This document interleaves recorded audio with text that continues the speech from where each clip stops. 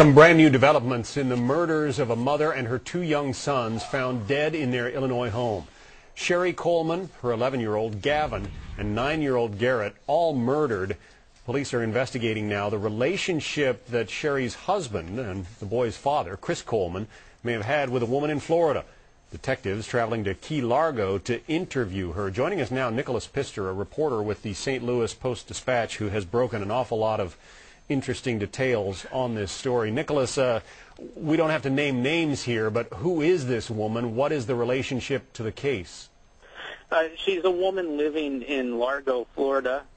She's worked in several different locations throughout the area of Florida. She had some sort of relationship. She's a friend of Sherry Coleman's, and then developed. They went to high school together, right? Went to high school together, and then they developed a relationship with Sherry's husband, Chris. And what is it that ties him to this Florida woman? Do you know?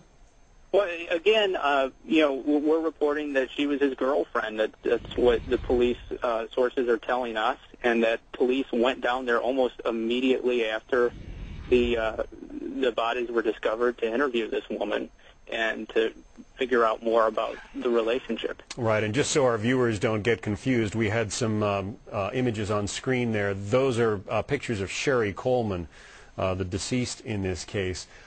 And you say that there are text messages and apparently phone calls that passed between Chris Coleman and this woman in Florida, right? We know that they're investigating all of that. We know that that's what the extent of the investigation is. He has hired a pair of criminal attorneys, I know. Obviously, they're keeping him under wraps as much as possible, but you say that the indications are that police are paying him an awful lot of attention these days. Yeah, there seems, I was down in the area where he's living with his parents in Chester, Illinois, which is about an hour south of St. Louis, and there is a lot of activity around his house, around the church where his father's a pastor.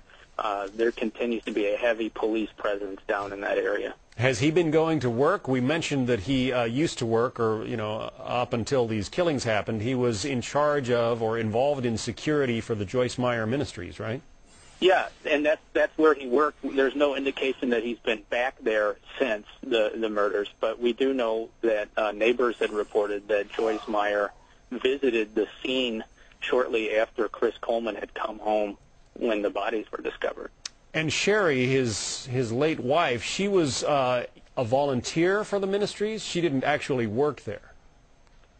Yeah, we're not exactly sure what her relationship was to the ministry, but yeah, she was close to it. Neighbors told you that police said these three had been strangled. Generally, any time, in my years of covering crimes, police would always say, whenever there is a strangulation murder, that is very personal. It's not somebody who, it's usually somebody who knew the victims personally and doesn't resort to using a gun or something like that where you kill from a distance. It becomes very personal. Have they talked about that with you? No, they haven't. They have talked very little about the cause of death or, what they believe was behind how the bodies were killed. But they are saying that they are making good progress in this case. They're saying that they're making progress and that, they have every reason to believe that they're going to make an arrest.